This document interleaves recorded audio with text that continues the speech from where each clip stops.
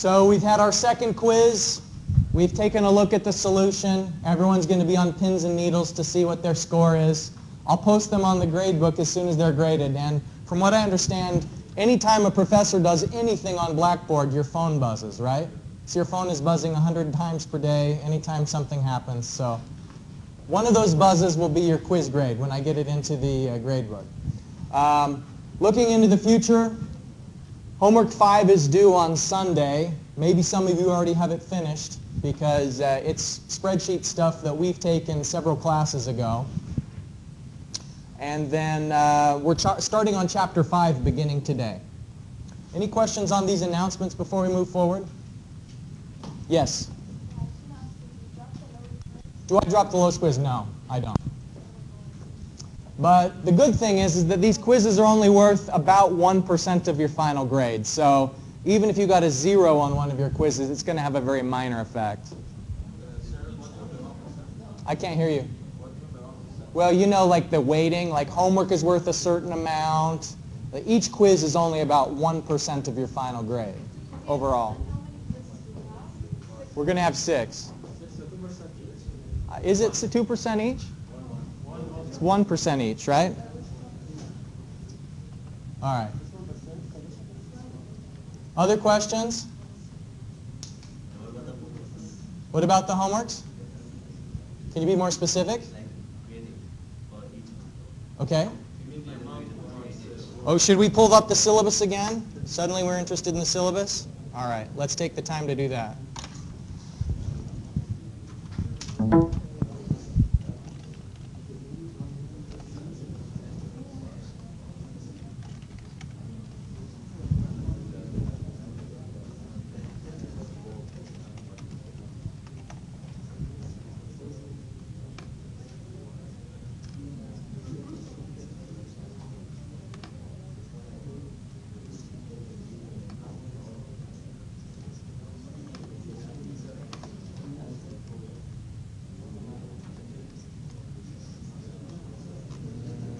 Policies. Thank you.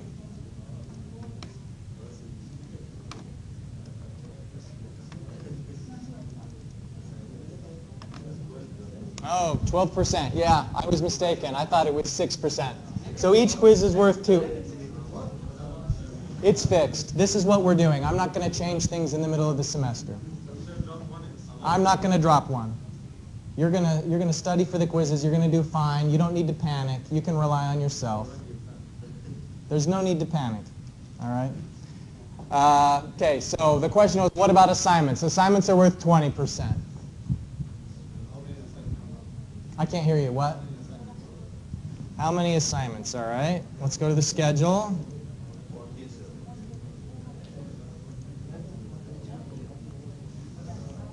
In total, we have 14 assignments during the semester.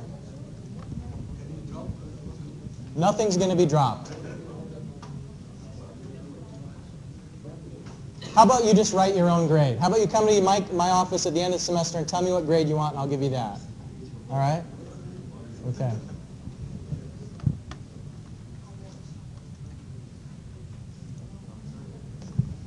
This course is really about decision making.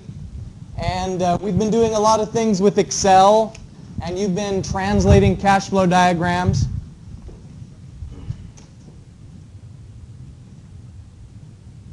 And the whole point of it is to prepare information so that you can make choices. This course is called cost analysis. And so analysis is the process of finding out what is the most efficient or what is the most optimized path. And in engineering, we have to save the client money. That's actually one of our duties as a professional, is to find the most economical solution. And so here in Chapter 5, we're going to start applying what you've been doing in the past several lectures to choosing among alternatives. And this diagram shows this, it summarizes visually the decision-making process that engineers go through. And it's kind of an interesting representation of like why we do projects and how it happens. And so here in the clouds, it's explaining where proposals come from. In today's in-class exercise, we're going to be comparing two different excavators, a Hyundai excavator and a Mitsubishi excavator, assuming that there's a construction company that needs to make a choice.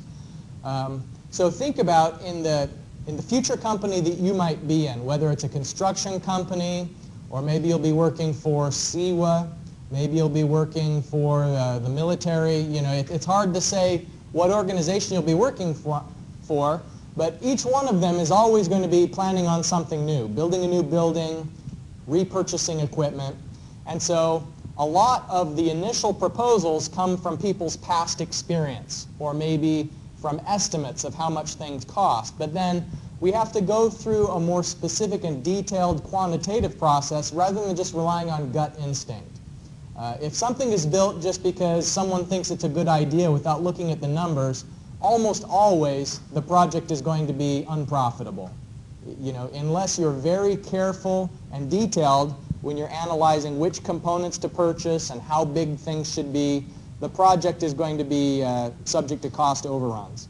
So in this diagram, what it's showing is one of the things you have to sort out is among all of the different brainstorming options, which projects are viable and not viable. So a viable project is one that is going to have a positive cash flow if it's an optional project, but sometimes it doesn't matter if the cash flow is positive or negative, that you have to do something. And that's the case for water production here in the UAE. The government's producing water because it has to. It's not an option. But they're not making money on the water that they sell. The water is heavily subsidized in this country, even though it probably doesn't seem like it anytime somebody gets a water bill. Even still, the value of the water that's being used is more than they're being charged for it. And so there are some options that are cost only and that don't generate a positive cash flow. If you look at this stage, what it's showing is mutually exclusive alternatives and independent projects. There's a slide where we'll look at some of the vocabulary for this chapter, but a mutually exclusive alternative is when you can only choose one thing.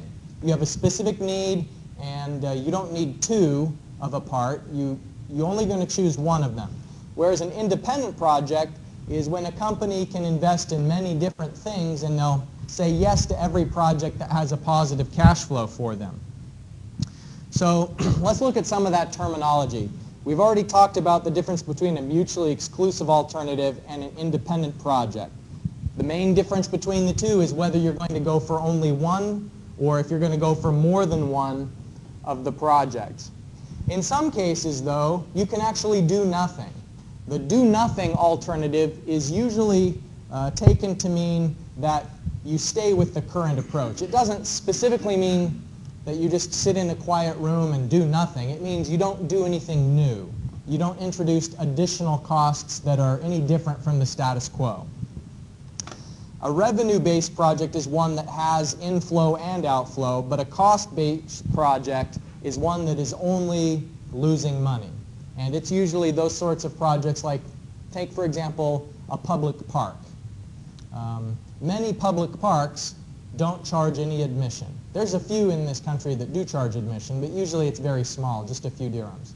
But then there's plenty of parks that they charge no admission, and so the cost of maintaining the greenery, the cost of the playground equipment for children, all of that is just outflow, but there's no inflow that comes from it. And so we analyze different types of projects differently depending on if it is going to generate an inflow or if it won't. And so this chapter is called Present Worth Analysis.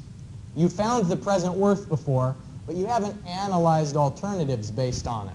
In the present worth analysis, we take all of the costs and inflows to the present using the interest rate of the minimum acceptable rate of return.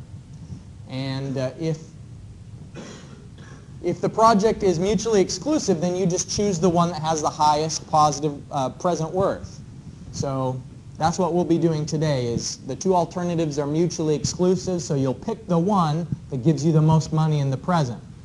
But then if you can do more than one project, meaning they're independent, if you have lots of choices, then you just select all of them that have a present worth greater than 0. So here's our in-class exercise. Does everyone have the paper?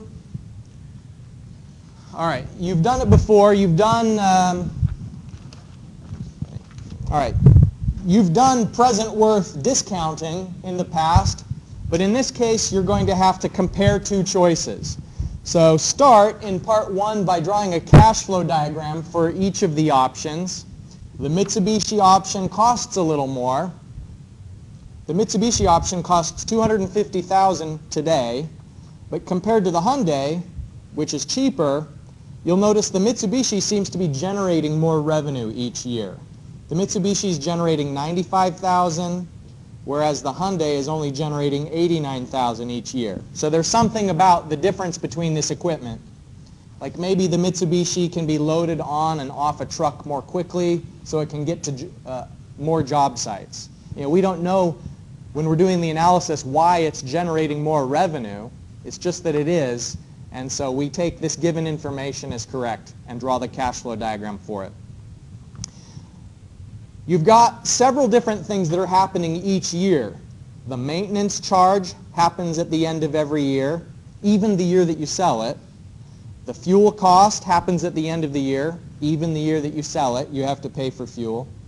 And there's something called a salvage value at the end of life. That means when you sell the equipment used on the secondary market, how much inflow you get for reselling it. And that's also going to be at the end of the 8 years.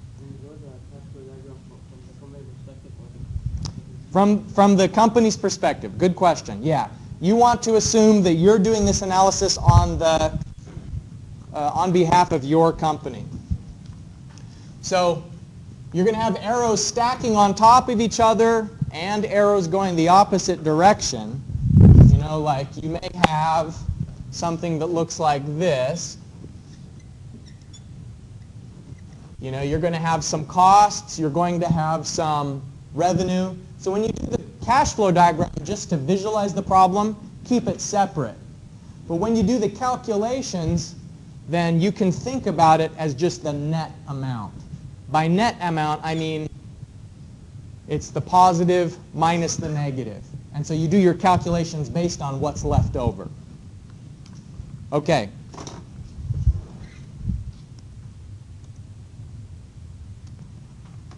Let me show the solution to the in-class exercise.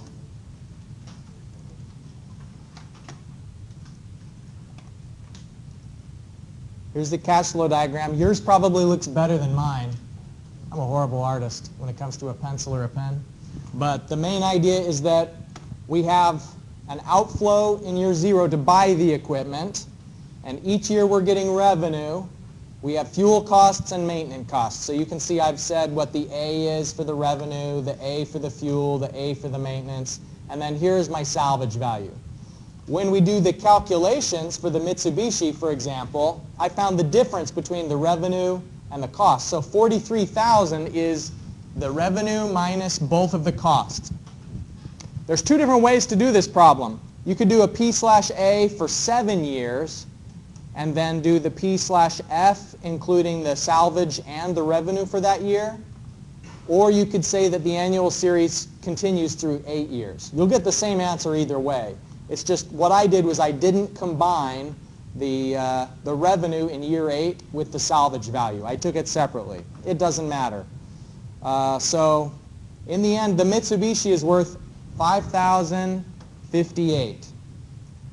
The Hyundai, by contrast, even though it's cheaper to begin with, it doesn't generate as much revenue, and so it ends up having a negative present worth. So comparing these two alternatives, the decision goes in favor of the Mitsubishi equipment because it has the highest present worth.